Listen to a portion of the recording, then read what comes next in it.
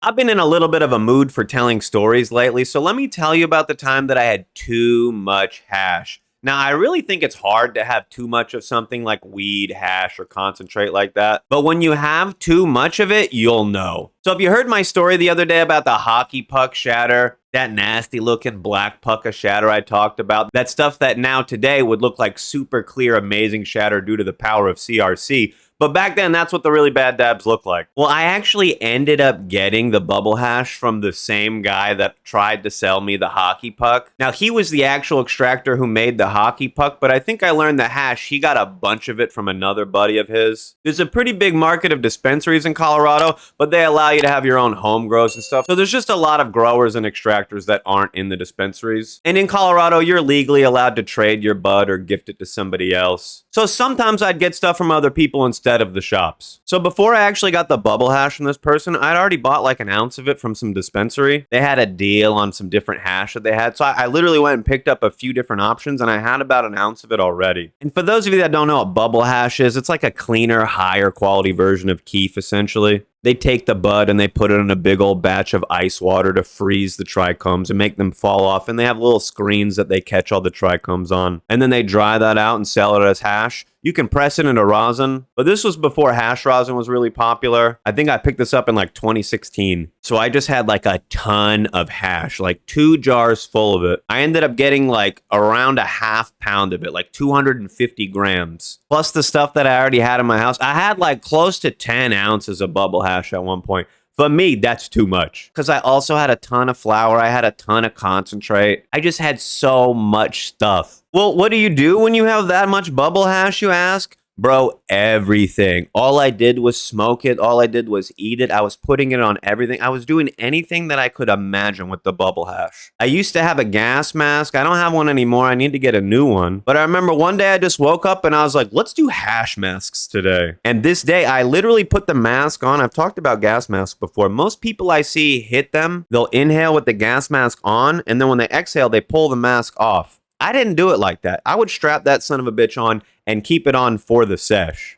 There's a little button on some of them that you can push to let a little bit of air through because they don't have the best airflow. You might be depriving yourself of a little bit of oxygen if you're not being careful. Or if you are being careful, you're doing it. I don't know. But I used to do hash masks. There was this one day for like 2 hours. I was just chilling, vibing, listening to music on my computer. Before I did video content, I would do like written article content. So some days I just sit at my computer, write up a couple articles, and get absolutely blasted. And on this day, I was doing it with hash masks. I had the mask on my face or on my head for like 2 hours without taking it off. I remember unscrewing the bowl, keeping the mask on so I could repack the bowl and then put it back on. It was one of those little metal bowls on the gas mask, so it'd get really hot. So I'd kind of have to let it cool down a little bit so I could repack it. But I would literally just do hash mask after hash mask for like a couple of hours. That's one way to get super fucking high. Also, every single bowl I packed had a ton of hash in it, and I didn't just sprinkle a little hash on the top.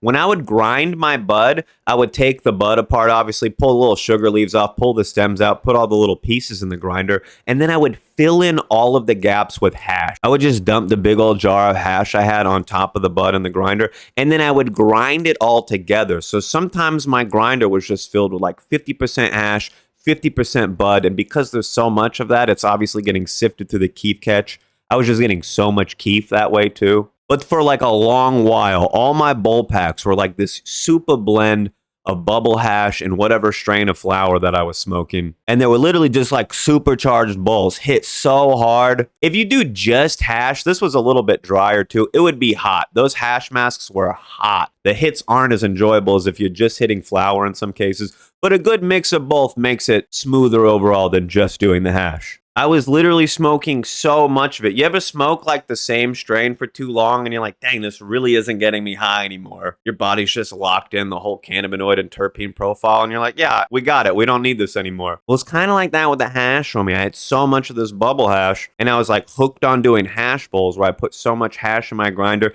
that if I just smoked bud without the hash and I was like, this is so harsh and it's barely getting me high. But then if I was smoking it with the same hash that I've been smoking over and over again, I'm like, oh, damn it, I'm used to this one. It's not getting me high anymore. So I would, even while I had a ton of hash, would go out to other shops and buy more bubble hash just so I could mix it in. I literally got locked into I could only smoke half hash, half weed bowls. And now I had so much of one kind of hash that I had to mix up the hash so I could rotate in other things. It was a very wild time. But I also ended up eating a bunch of it too. You ever make those firecrackers where you put like a little bit of weed in the oven for like 15 minutes on like 250, 300 degrees to decarb your flour?